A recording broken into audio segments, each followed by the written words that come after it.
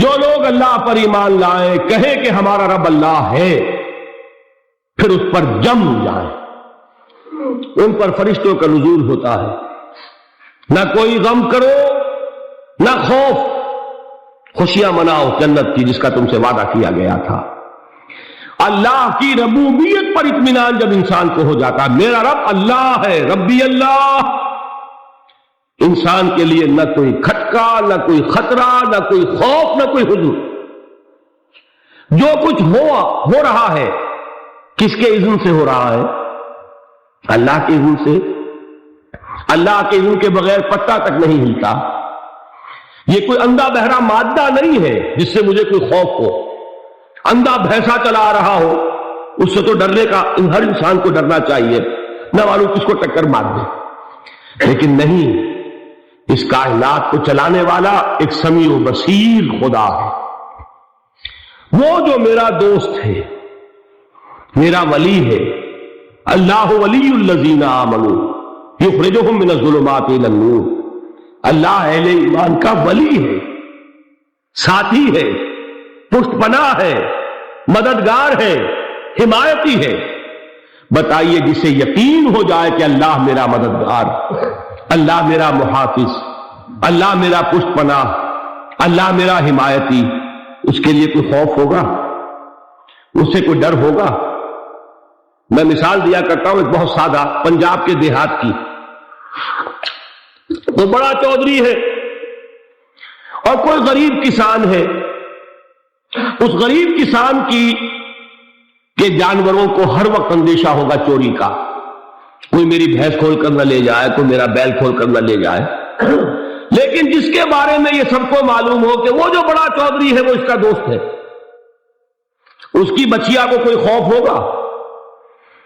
اس کی بھینس پر کوئی ہاتھ ڈالے گا؟ اسے کوئی اندیشہ ہوگا؟ نہیں۔ کیوں؟ کہ وہ بڑا چودھری، بڑا اس کا یہاں کا سردار، جاگیردار، سب کو معلوم ہے وہ میرا دوست ہے، کوئی میرے خلاف اقدام نہیں کر سکتا۔ اس دنیا میں یہ چھوٹی سی بات اگر آپ کے دلی اطمینان اور سکون کا باعث بن سکتی ہے تو ذرا تصور کیجئے۔ میں لفظ تصور استعمال کروں گا صرف اس لیے کہ اس کا ہم جس کو کہتے ہیں ادراک اور شعور کر نہیں سکتے، اگر کے ساتھ کر سکتے۔ اگر یقین ہو کہ اللہ میرا مددگار اور یقین ہو کہ اللہ ہر آن میرے ساتھ ہے، پھر کوئی خوف، کس کا خوف؟ کوئی شے اللہ سے بالا تر ہے؟ کوئی قوت اس سے زیادہ طاقتور ہے؟ کوئی اس کے ارادے کو بدلنے والا ہے؟ کوئی اس کی مشیت کے آڑے آنے والا ہے؟ یہی بات ہے جو حضور نے فرمائی، یہ ایمان کا حاصل ہے لب لباب، کہ دیکھو اچھی طرح اس بات کو ذہن نشین کر لو، اگر تمام انسان مل کر تمہیں کوئی نقصان پہنچانا چاہے نہیں پہنچا سکتے، مگر جو کچھ اللہ نے لکھ دیا ہو، اور تمام انسان مل کر تمہیں کوئی نفع پہنچانا چاہے نہیں پہنچا سکتے، مگر وہ شے جو اللہ نے طے کر دی۔ آپ پھر میں کہوں گا ذرا طاری کیجئے، اسے فرض کیجئے، اسے سوچئے، اگر اس حدیث پر ہمارا دل ٹھکا ہوا ہو تو کسی سے ڈر ہوگا؟ یہ مجھے نقصان نہ پہنچا دے، یہ میری رپورٹ خراب نہ کر دے، یہ میری انکریمنٹ نہ رکوا دے، یہ میرا یہ نہ بگاڑ دے، یہ میرے یہ نقصان نہ پہنچا دے، اس کا ڈر، اس کا ڈر، اس کا خوف، اس کی خوشامد، اس کے لیے جا کر طرح طرح سے اپنی عزت نفس کو ذلیل کروانا اس کے سامنے۔ یہ سب کچھ کیوں کرتا ہے انسان؟ جب سمجھتا ہے کہ اس کے ہاتھ میں میرا کوئی نفع ہے، اس کے ہاتھ میں میرے لیے کوئی ضرر ہے، یہ مجھے کوئی غضب پہنچا سکتا ہے، یہ مجھے کوئی نقصان پہنچا سکتا ہے، یہ میرا کوئی کام بنا سکتا ہے، یہ میری کوئی ضرورت پوری کر سکتا ہے، اسی کا نام شرک ہے۔ جہاں آپ نے یہ سمجھا کہ غیر اللہ کے اندر کوئی طاقت موجود ہے، وہی شرک ہے۔ بتوں سے تجھ کو امید ہے، خدا سے نو امیدی، مجھے بتا تو صحیح اور کافری کیا ہے؟ شرک تو یہ ہے جس پر بھی تمہیں یہ خیال ہے، کلمہ ہے یہ کلمہ سوم، لا حول ولا قوت الا باللہ، ذرا اس پر دل کو کبھی اگر آپ تصور کریں، پھر فرض کریں، دل ٹھک جائے، اس پر کوئی طاقت نہیں۔ یہی بات تھی جو شیخ عبد القادر جیلانی رحمۃ اللہ علیہ نے اپنی وصیت میں اپنے بچے سے کہی. 11ویں دینے والے ہیں، لیکن حضرت شیخ عبد القادر جیلانی کی وصیت اور تعلیمات کو کتنے لوگ ہیں تم جانتے ہو؟ یہ جن مقامات تک پہنچے ہیں وہ کس چیز کی بدولت پہنچے؟ انہوں نے جو پیغام دیا وہ کیا تھا؟ اے میرے بچے، جس طریقے سے قرآن مجید میں حضرت لقمان کی نصیحتیں جو ہے نقل کر دی گئی ہیں، میں یہ عرض کروں گا بالفرض اگر قرآن حضرت عبد القادر جیلانی کے بعد نازل ہوا ہوتا تو شیخ عبد القادر کی یہ نصیحتیں بھی قرآن میں درج ہوتی. اتنی اونچی نصیحتیں ہیں. اے میرے بچے، اس حقیقت کو ذہن نشین کر لے، لا فاعل فی الحقیقت ولا مؤثر الا اللہ. اس کائنات میں نہ کوئی فاعل حقیقی ہے نہ مؤثر حقیقی ہے سوائے اللہ کے. کسی شے میں کوئی تاثیر نہیں اگر اللہ نہ چاہے. آگ جلا نہیں سکتی اگر اللہ نہ چاہے. پانی ڈبو نہیں سکتا اگر اللہ نہ چاہے. زہر ہلاک نہیں کر سکتا اگر اللہ نہ چاہے. کوئی چیز فائدہ نہیں پہنچا سکتی اگر اللہ نہ چاہے. تو در در پہ کیوں سر جھکاتے ہو؟ در در پر کیوں جبیں سائی کرتے ہو؟ سب کے سامنے کیوں ہاتھ پھیلاتے ہو؟ ایک اللہ سے مانگو، ایک اللہ کے سامنے زمین پر اپنی جبین رکھو. لا فاعل فی الحقیقت ولا مؤثر الا اللہ. نظر آتا ہے ہمیں کہ پانی پیاس بجھا دیتا ہے. پیاس بجھانے کی صلاحیت پانی میں نہیں ہے، اللہ کے اذن سے. کھانا بھوک مٹا دیتا ہے، بھوک مٹانے کی صلاحیت کھانے میں نہیں ہے، اذن رب میں.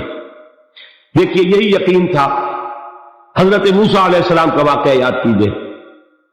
سامنے سمندر آ گیا ہے، قوم دیکھتی ہے پیچھے کہ گرد و غبار کا طوفان.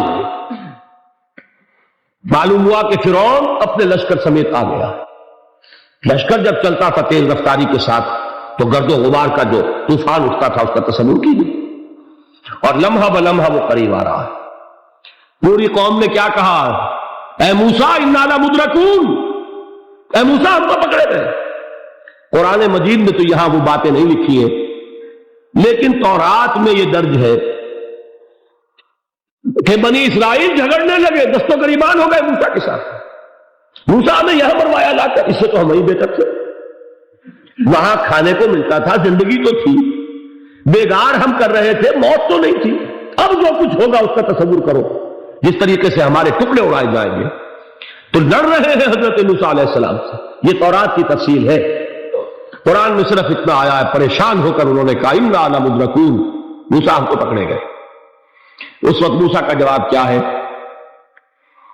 کلا ان معی ربی سیہدین. نہیں، میرے ساتھ میرا رب ہے، وہ راستہ دے گا.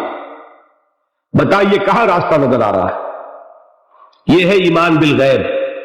راستہ نظر نہ آئے تب اللہ پر یقین ایمان ہے.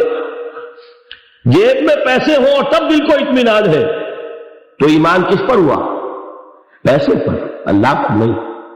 جب وسائل و ذرائع نہ ہو اور پھر یقین ہو کہ اللہ مسبب الاسباب ہے، وہ اسباب کا پابند نہیں ہے، وہ اسباب کا محتاج نہیں ہے، اسباب اس کے محتاج ہے. اگر یہ یقین ہے تو اللہ پر ایمان ہے. یہ نہیں ہے تو تمہارا ایمان اسباب پر ہے، وسائل پر ہے، ذرائع پر ہے، مادیات پر ہے، اللہ پر نہیں.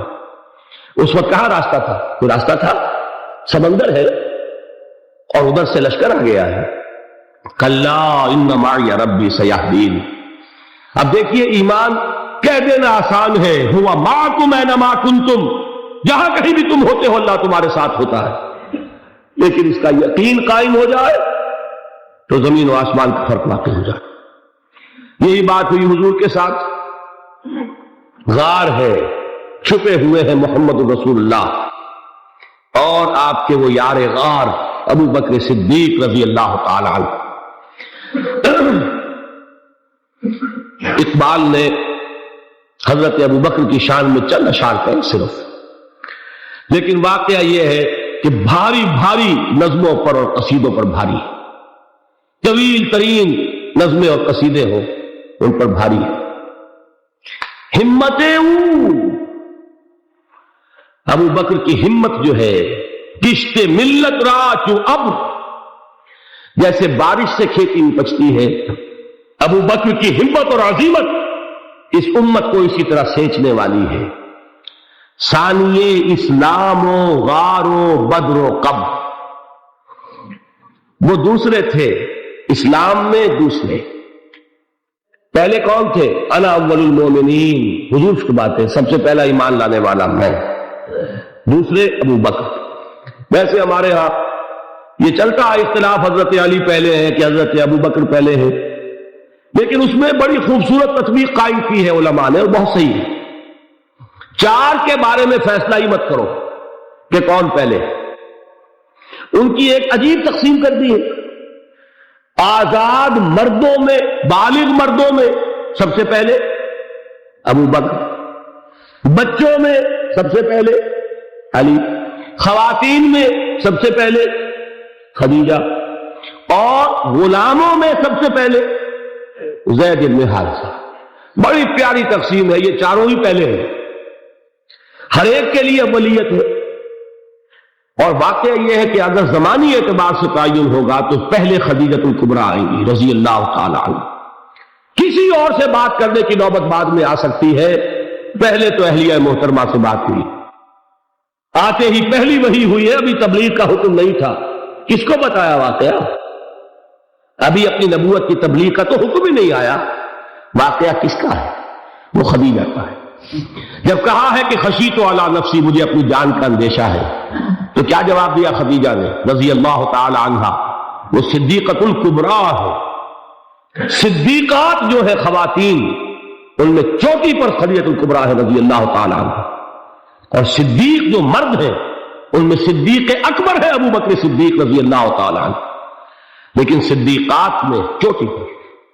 جب حضور نے فرمایا خشیت علی نفسی، کیا فرمایا، کیا عرض کیا، کیسے تسلی دی؟ نہیں، اللہ آپ کو ضائع نہیں کرے گا، آپ غریبوں کے ہمدرد ہیں، آپ مساکین کے تکالیف رفع کرنے والے ہیں، آپ بیواؤں کی سرپرستی کرتے ہیں، آپ مسافروں کی خدمت کرتے ہیں، اللہ آپ کو ضائع نہیں کرے، یہ یقین ہے اس خاتون کے اندر۔ خیر وہ ایک علیحدہ بات ہو جائے گی۔ میرے دل پر حضرت خدیجہ رضی اللہ تعالی عنہ کی شخصیت کا بڑا گہرا نقش ہے، جو وہ کوئی اور ہی وقت اور موقع ہوا تو بیان ہوگا۔ بہرحال اقبال نے ایک مصرے میں جو چار اولیتیں جمع کر دی ہیں، ہمت او کشت امت را چو ابر، ثانی اسلام و غار و بدر و قبر۔ اسلام میں حضور کے بعد پہلے کون؟ ابو بکر۔ غار میں حضور کے ساتھ کون؟ ابو بکر۔ بدر کی رات اللہ کا رسول سربسجود، وہ گھاس پھوس کی جو جھوپڑی بنائی گئی تھی، اور وہاں تلوار ننگی لے کر پہرا دینے والا کون؟ ابو بکر۔ اور اس حجرہ عائشہ میں محمد کے بعد سب سے پہلے دفن ہونے والا کون؟ ابو بکر رضی اللہ تعالی عنہ صلی اللہ علیہ وسلم۔ وہ جو معاملہ میں سنا رہا تھا غار ثور کا، حضرت ابو بکر بھی حضور کے خیال سے لرز گئے ہیں۔ آپ کو یاد ہوگا کہ جا کر پہلے تمام جتنے سوراخ تھے انہیں بند کیا ہے، ایک سوراخ رہ گیا تھا جس کو بند کرنے کے لیے کوئی کپڑا نہیں تھا، وہاں اپنی ایڑی رکھی ہے، تب کہا ہے حضور سے تشریف لائیے، اور اپنے زانو پر حضور کو لٹایا ہے، اور وہاں کسی موذی جانور نے کاٹا ہے، حضور کی آنکھ لگ گئی تھی اس وقت، اس بل کے اندر جو بھی بچھو ہے کیا ہے واللہ عالم، اس نے کاٹا ہے، اس کی تکلیف کی وجہ سے ابو بکر کی آنکھوں سے آنسو ٹپک گئے، حضور کے چہرے مبارک پر پڑے ہیں کہ حضور جاگے ہیں، معاملہ کیا ہے؟ ایڑی نہیں ہٹائی وہاں سے، مبادا وہ جانور وہاں سے نکل کر محمد الرسول اللہ کو کوئی گدن پہنچا دے، ابو بکر کی ایڑی ہے، جس طرح چاہے کھا لے، ختم کر دے، جان نکل جائے تب کوئی آنچ آئے، محمد پر تو آئے، لیکن جیتے جی نہیں۔ وہ ہے ابو بکر حضور کے خیال سے۔ اس وقت حضور نے پھر اپنا لعاب دہن لگایا ہے، اور اس سے پھر آپ کی تکلیف ختم ہوئی۔ جیسے خیبر میں حضرت علی کی آنکھ دکھ رہی تھی، اس کو جو شفا حاصل ہوئی ہے وہ بھی حضور کے لعاب دہن سے ہوئی۔